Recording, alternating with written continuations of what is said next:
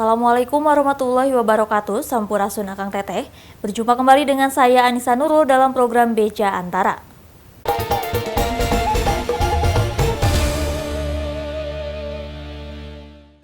Saat meninjau Stadion Kanjuruhan, Menteri Pemuda dan Olahraga Zainuddin Amali menyatakan bahwa kelanjutan kompetisi sepak bola masih menunggu rampungnya standar keamanan setelah tragedi Kanjuruhan yang merenggut 132 nyawa. Saat ini pemerintah serta seluruh pemangku kepentingan terkait tengah melakukan evaluasi total sesuai dengan perintah Presiden Joko Widodo. Kompetisi sepak bola di tanah air termasuk Liga 1 dipastikan akan berlanjut. Namun hal itu baru akan terrealisasikan jika hasil audit dan penyidikan dari Tim Gabungan Independen Pencari Fakta atau TGIPF kasus Kanjuruhan sudah tuntas. Selain juga setelah ada berbagai pertimbangan dan masukan dari pihak-pihak terkait. Saat ini seperti dikatakan Menteri Pemuda dan Olahraga Zainuddin Amali saat meninjau Stadion Kanjuruhan Kabupaten Malang, Jawa Timur pada 13 Oktober, pemerintah beserta seluruh pemangku kepentingan terkait tengah melakukan evaluasi total sesuai perintah Presiden Joko Widodo, selain juga merampungkan standar keamanan pelaksanaan sepak bola. Pihaknya pun lanjutnya tengah menyusun standar keamanan pada penyelenggaraan kompetisi sepak bola di Indonesia dengan meminta masukan dari otoritas sepak bola dunia FIFA. Selain itu, pihak kepolisian tengah menyusun prosedur standar untuk pengamanan pelaksanaan pertandingan. Pihaknya juga telah berkomunikasi dengan klub dan perwakilan supporter terkait kelanjutan Liga 1. Kan teman-teman tahu bahwa FIFA itu sudah mengirimkan surat. Ada 5 poin yang harus kita perhatikan. Nah, poin yang pertama yang hari ini sedang kita kerjakan dengan Pak Menteri PUPR. Yang lainnya sambil jalan, tetapi kita usahakan secepat mungkin. Dalam waktu dekat, jelas Zainuddin, Presiden FIFA Gianni Infantino juga akan ke Indonesia untuk membahas persiapan FIFA U20 World Cup 2023, termasuk terkait dengan peristiwa yang terjadi di Stadion Kanjuruhan yang telah menelan 132 korban jiwa. Dari Kabupaten Malang, Jawa Timur, Saiful Afandi, Kantor Berita Antara, mewartakan.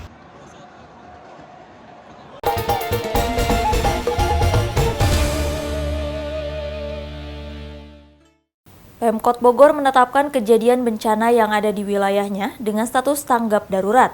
Status tanggap darurat untuk wilayah Kota Bogor itu berlangsung hingga 31 Desember 2022. Langkah itu diambil menyusul adanya cuaca ekstrim yang menyebabkan banjir dan longsor di sejumlah wilayah dalam seminggu terakhir. Pemerintah Kota Bogor menetapkan kejadian bencana yang ada di wilayahnya sebagai status tanggap darurat. Status tanggap darurat untuk wilayah Kota Bogor itu berlangsung hingga 31 Desember 2022. Wali Kota Bogor Bima Arya Sugiarto mengatakan langkah itu diambil menyusul adanya cuaca ekstrim yang menyebabkan terjadinya banjir dan longsor dalam seminggu terakhir. Satu, karena yang berbahaya adalah intensitas yang tinggi dan volume yang tinggi gitu. Karena Bogor ini ada puluhan titik yang sangat rawan, lahan yang tidak stabil, lokasi yang sangat riskan. Jadi kami mengimbau betul warga untuk menjauhi titik-titik itu beberapa hari ini. Berdasarkan prediksi BMKG, potensi cuaca ekstrim masih akan berlangsung hingga beberapa bulan ke depan. Atas dasar itu, Bima meminta agar aparat di wilayahnya siaga menghadapi kemungkinan-kemungkinan terburuk. Salah satunya dengan rencana Pemkot Bogor untuk merelokasi warga yang saat ini masih tinggal di lokasi berisiko terjadinya banjir dan longsor. Di Kota Bogor terdapat 12 kelurahan yang dilewati aliran Sungai Ciliwung yang kerap meluap saat musim penghujan. Dari Kota Bogor, Fajar Ilham, Kantor Berita Antara mewartakan.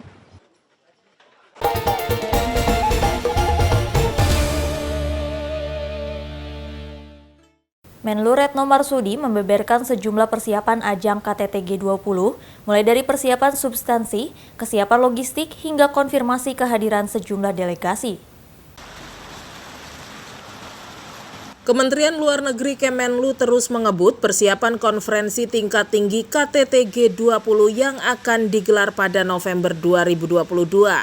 Menteri Luar Negeri Retno Marsudi dalam press briefing di Jakarta pada Kamis 13 Oktober menyatakan, Indonesia memiliki tujuan yang jelas dalam presidensi G20, yakni menjalankan kerjasama konkret.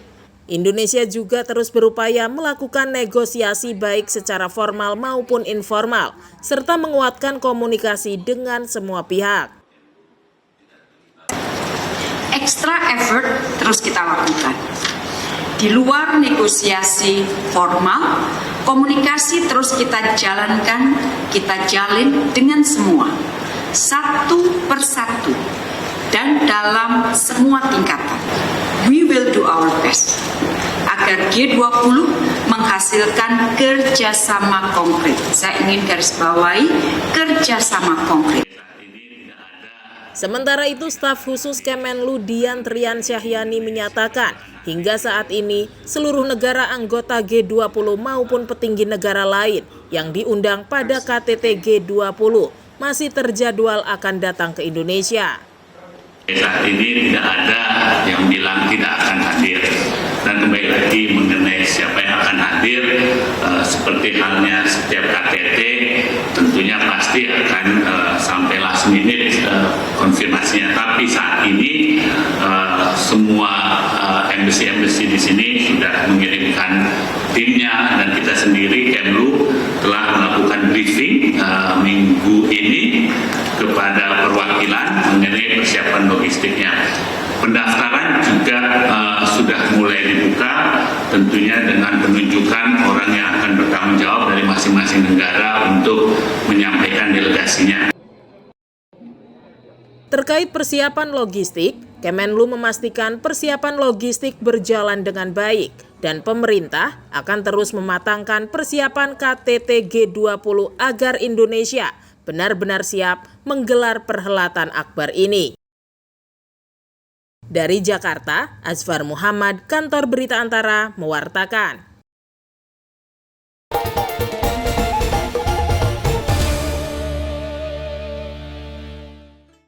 Menteri PUPR Basuki Hadi Mulyono membuka kompetisi inovasi kendaraan hemat energi Shell Eco Marathon 2022 di sirkuit Mandalika, Lombok Barat, NTB.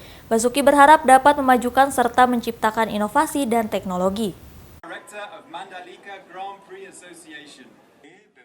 Didampingi Gubernur Nusa Tenggara Barat Zulkifli Mansyah, Menteri Pekerjaan Umum dan Perumahan Rakyat Basuki Hadi Mulyono pada 13 Oktober membuka Shell Eco Marathon 2022, sebuah kompetisi inovasi kendaraan hemat energi di sirkuit Mandalika, Lombok Barat, Nusa Tenggara Barat. Kompetisi itu memperlombakan dua kategori, kendaraan perwarupa dan konsep urban, yang ditentukan dengan jarak tempuh dan efisiensi penggunaan sumber energi seminimal mungkin. Selain juga pertimbangan dimensi kendaraan melalui 12 tahap inspeksi penilaian.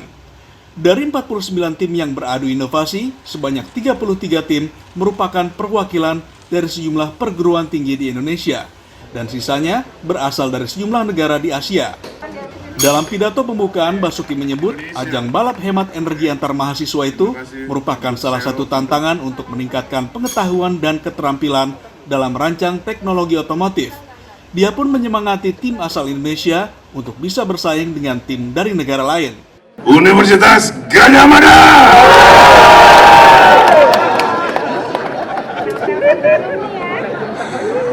Okay, also my friend, my colleague from abroad, welcome to Mandalika, West Nusa Tenggara, one of the best tourist destination in West Nusa Tenggara in Indonesia.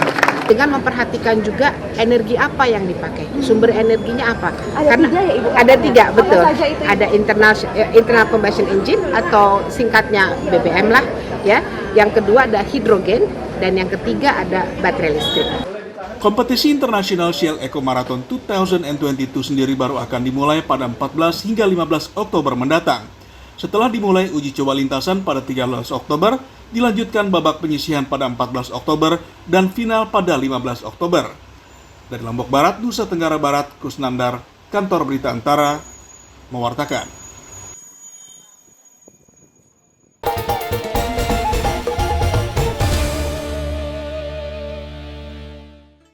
Sebuah kapal kontainer yang memuat 220 peti kemas yang diantaranya memuat hasil bumi terbakar saat hendak bersandar di Pelabuhan Tanjung Perak, Surabaya pada Kamis 13 Oktober.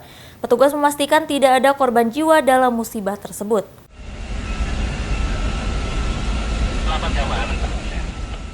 Sebuah kapal kontainer Lead Enterprise yang memuat 220 peti kemas terbakar saat hendak bersandar di dermaga Jamrut Selatan, Pelabuhan Tanjung Perak, Surabaya pada 13 Oktober petang. Sebanyak 15 unit mobil pemadam kebakaran dari PT Pelindo dan pemerintah Kota Surabaya berusaha memadamkan kobaran api sejak pukul 15 waktu Indonesia Barat.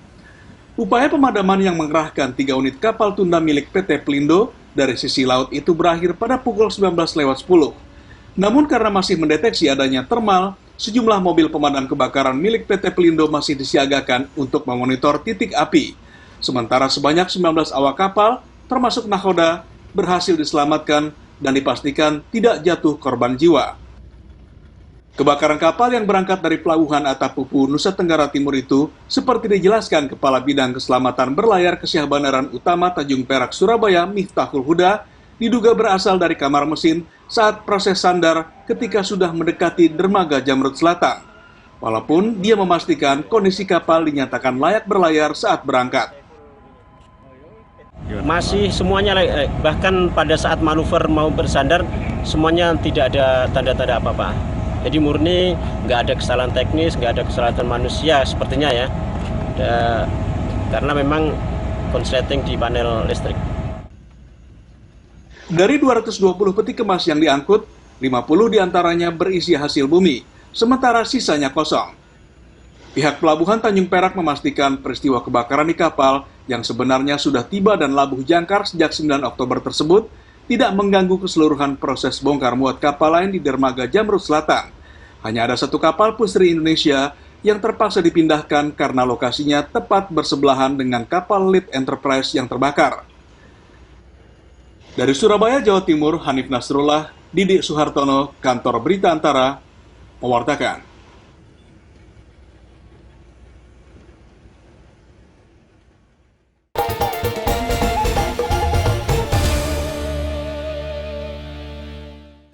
Gerobak sapi merupakan salah satu alat transportasi tradisional, khususnya masyarakat Jawa di masa lalu.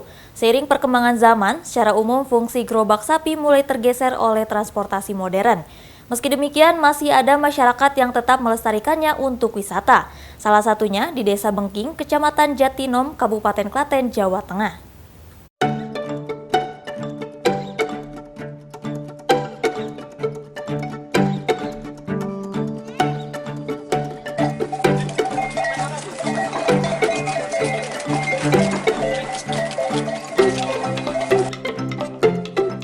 Beginilah aktivitas sehari-hari masyarakat Desa Bengking, Kecamatan Jatinom, Kabupaten Klaten, Jawa Tengah. Mereka menyiapkan gerobak sapi untuk menjamu para wisatawan. Wisatawan yang berkunjung di desa ini didominasi oleh anak-anak sekolah mulai dari tingkat taman kanak-kanak hingga mahasiswa dan masyarakat umum. Mereka datang untuk belajar mengenai pertanian dan budidaya yang dikelola Agroeduwisata Putra Merapi Tani Desa setempat. Ada banyak jenis tanaman yang dikembangkan, mulai dari cabai, kelengkeng, terong, jeruk, pepaya, dan ada juga budidaya lebah madu. Tanaman ini tersebar sehingga wisatawan harus berkeliling dari ladang satu ke ladang yang lain dengan menaiki gerobak sapi. Untuk rute yang kita tawarkan itu di lahan pertanian kurang lebih 1,5 kilo sampai 2 kilo tergantung nanti tempat yang dikunjungi. Misalnya di lahan A itu tempat terong, lahan B itu ada tempat pepaya. Jadi alat transportasi gerobak ini kita gunakan untuk berpindah ke tempat satu dengan ke tempat yang lain, termasuk di tempat UMKM yang kita berdayakan di masyarakat kami. Antusiasme wisatawan sangat tinggi karena selain menambah wawasan tentang pertanian juga bisa melihat suasana perdesaan yang masih asri.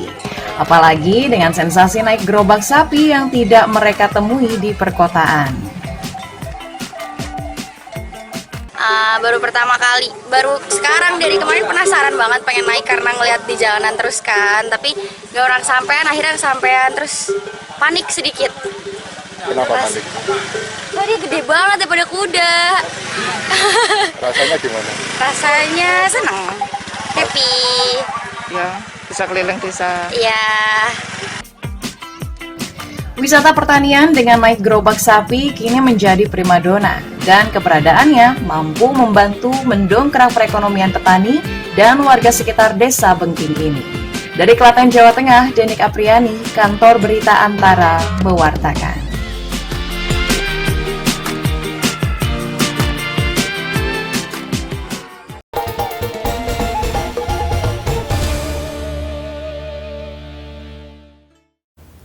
Akang Teteh, demikian Beja Antara hari ini. Tetap saksikan Beja Antara setiap hari Senin sampai dengan Sabtu. Tidak terasa 19 hari menuju analog switch off. Bagi Akang Teteh yang ingin mendapatkan tayangan yang berkualitas, jernih dan juga canggih, maka segera beralih ke TV digital. Saya Anissa Nurul beserta kru yang bertugas pamit undur diri. Terima kasih. Wassalamualaikum warahmatullahi wabarakatuh.